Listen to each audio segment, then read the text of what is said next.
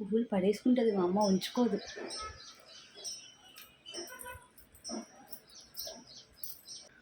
నా చేతికి ఏ పువ్వు అందితే ఆ పువ్వుతో నేను మాల కుడతాను. ఆ మాల పూర్తయ్యేసరికి చూడండి ఎంత అందంగా ఉంటుందో అసలు.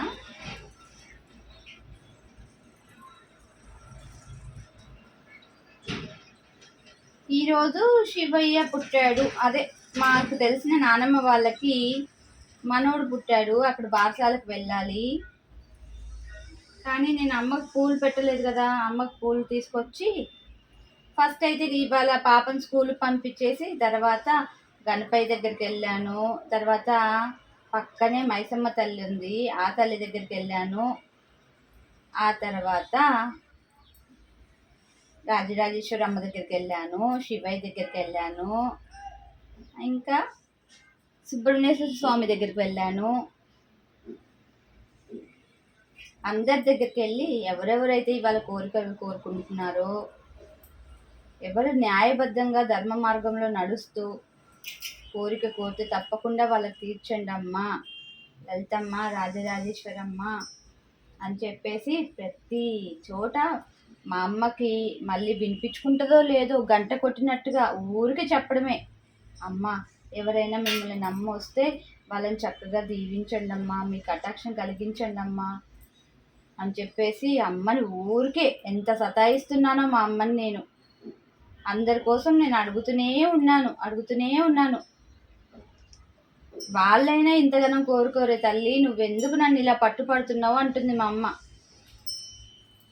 అందరికీ మంచి జరగాలమ్మా అని చెప్పేసి మా అమ్మ దగ్గర నేను గొడవ చేసి అల్లరి చేసి బతిలాడుకొని ఇలా అన్నీ చెప్పుకుంటా మా అమ్మని వేడుకుంటూనే ఉన్నాను.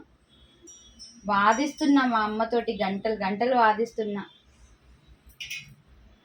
అసలు కాసేపైనా నన్ను వదిలిపెట్టే మా అమ్మ కానీ అంటుంది మా అమ్మ. కానీ నేను వదిలిపెట్టాక అస్సలకే వదిలిపెట్టిన. లలితమ్మ,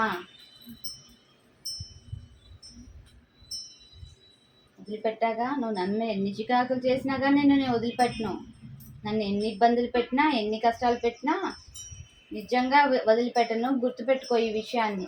పరీక్షిస్తావేమో నన్ను. ఆల్రెడీ శివయ్య మౌనవ్రతం చేస్తుంటేనే హనుమంతుడితోటి కరిపించాడు. రెండు కాళ్ళకి గాయాలయ్యాయి. అయినా దీక్ష విరమించుకున్నానా నేను? అస్సలే. నేను నీ బిడ్డను తల్లి, నీకు ఎంత మొండితత్వం ఉంటుందో నాకు అంతే మొండితనాన్ని ఉంటుందన్నమాట. నీ బిడ్డను కదా, నీ లక్షణాలే వస్తాయి నాకు.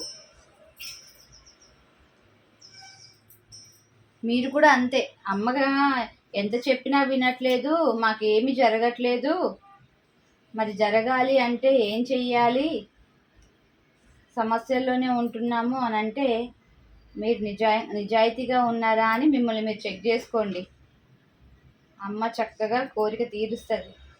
ఎన్ని చేసినా, ఎంత పట్టించుకోకపోయినా నన్నే పట్టుకొని ఎలాడుతుంది ఇది అని చెప్పేసి అప్పుడు అమ్మ మీకు వెళ్ళి సరేలే ఒకసారి చేద్దాంలే, మంచిగా చూద్దాంలే, మంచిగా బతికిద్దో లేదో చూద్దాం ఇప్పటి నుంచి అయినా అని ఒక్కసారి చేస్తుంది అమ్మ.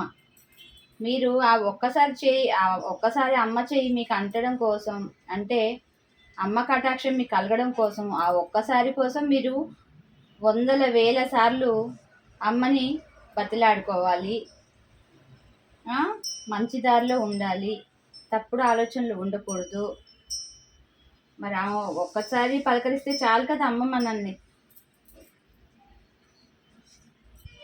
ఏంటి ఏమంటారు చెప్పండి? అమ్మ కటాక్షం ఒక్కసారి కలిగితే చాలు కదా మనకి. అవునంటారా కాదంటారా?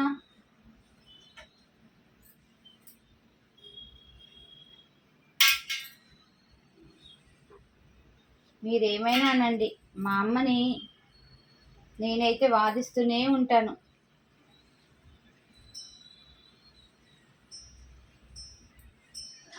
అమ్మా, నేను మీ ముందు కూర్చొని అడుగుతున్నాను, నేను అడిగితే మీరు ఒప్పుకుంటారని చెప్పి నేను అందరికీ మాట ఇస్తున్నాను. తప్పకుండా మంచి చేయండి అమ్మా. ధర్మ మార్గంలో నడిచే వాళ్ళకి ఎవరైనా తప్పుడు ఆలోచనలు చేశారనుకోండి, తప్పుగా మిమ్మల్ని పరీక్షిస్తే వాళ్ళ గురించి పట్టించుకోకండి అని చెప్పేసి అమ్మని బుజ్జగించుకుంటూ చెప్తూనే ఉన్నాను.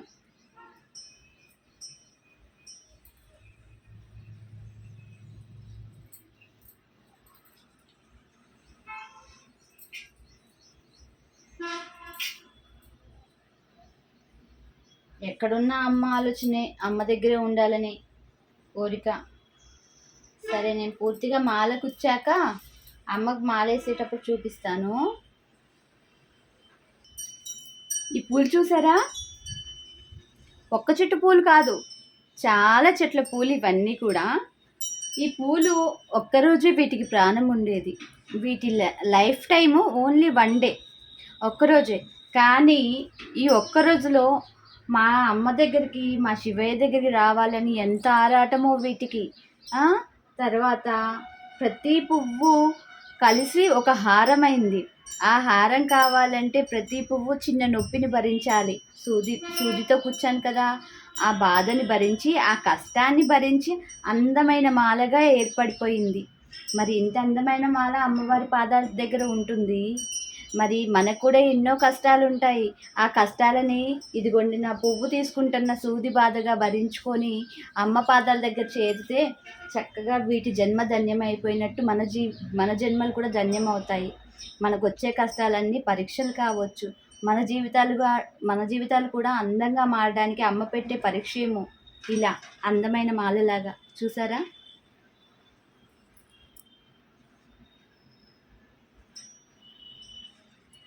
సరే, నేను అమ్మకి మాల వేస్తాను. అమ్మకి శివయ్యకి కలిపి మాల వేస్తాను ఇవాళ.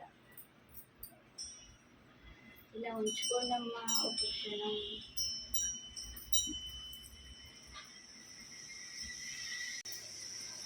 ఇలానే ఉంచుతాను. ఇద్దరికి కలిపి మాల కావాలి. మా అమ్మకి శివయ్యకి ఇద్దరికి కలిపి మాల ఉండాలి. ఇంకా చాలా ఉంది మాల కుచ్చేది.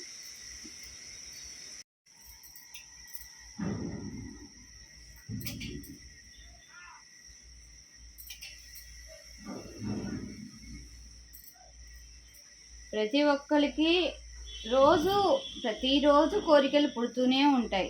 మనుషులం కదా, కోరికలు వాటికి అంతమనేది ఉండదన్నమాట. కోరికలకి ప్రతి ఒక్కరికి ప్రతిరోజు ఏదో ఒక కోరిక పుడుతూనే ఉంటుంది. కోరికలు అనంతమని అందుకే అన్నారు. కానీ కోరికల్ని అదుపు చేసుకోవడంలోనే ఉంది దైవత్వం. అమ్మ దగ్గర త్యాగం చేసేయాలి తెలుసా? చాలా వరకు మన అతి కోరికలు అది అనర్థానికే దారితీసేది. మనకి ఎంతవరకు కావాలి అన్నది అమ్మ చేస్తుంది లలితమ్మ. మనకి అమ్మ ఇచ్చింది సరిపోకనే మనం అతిగా అడుగుతాము. ఇంకా కావాలి, ఇంకా బాగుండాలి. ఎంత ఇచ్చినా సంతృప్తి చెందదు మన మనసు. సంతృప్తి చాలు, ఇంకా మనం బతకడానికి కావాల్సినంత అమ్మ ఇచ్చింది చాలు అనుకొని చదువుకొని బతికిన వాళ్ళకే అమ్మ తోడుగా ఉంటుంది. నిజం చెప్తున్నా ఈ విషయంలో. నాకు ఉండేదండి ఇంతకుముందు. అందరూ రెడీ అవుతున్నారు, నేను కూడా వాళ్ళలాగా రెడీ అయితే బాగుండు, నేను కూడా వాళ్ళలాగా అన్ని బట్టలు, రకరకాల బట్టలు కొనుక్కుంటే బాగుండు అని అనిపించేది.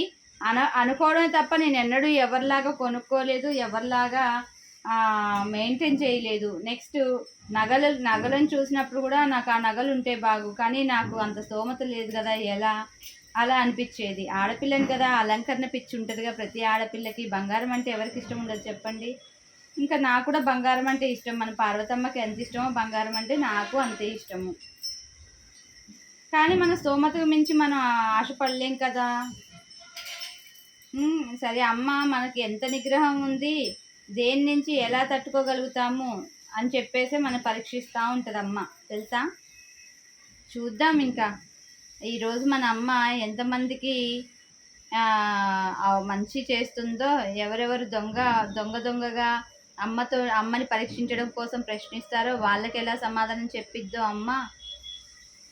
ఎంతమంది న్యాయంగా నిజాయితీగా ఉంటున్నారో, అమ్మ దారిలో ఎంతమంది ఉన్నారో చూద్దాం ఇవాళ.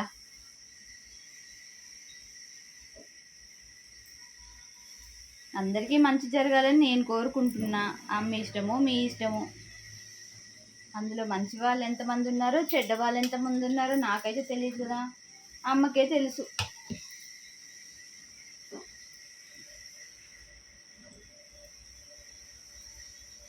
శివయ్య చక్కగా విడిపూలు పెట్టుకున్నాడు. ఇదైతే మారెమ్మ తల్లికి మాల వేద్దామని చెప్పేసి పెట్టానన్నమాట.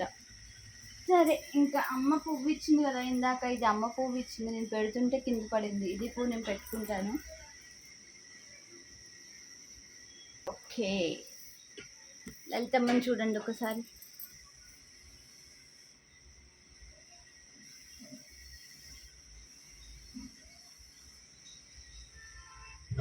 చక్కని తల్లికి చాంగుబల. ఎప్పుడు ఇదే పాట, ఎందుకంటే మా అమ్మకి ఇష్టం ఇది నేను పాడడం. పూలు ఇచ్చిద్ది అలా అన్నప్పుడు, అందుకనే.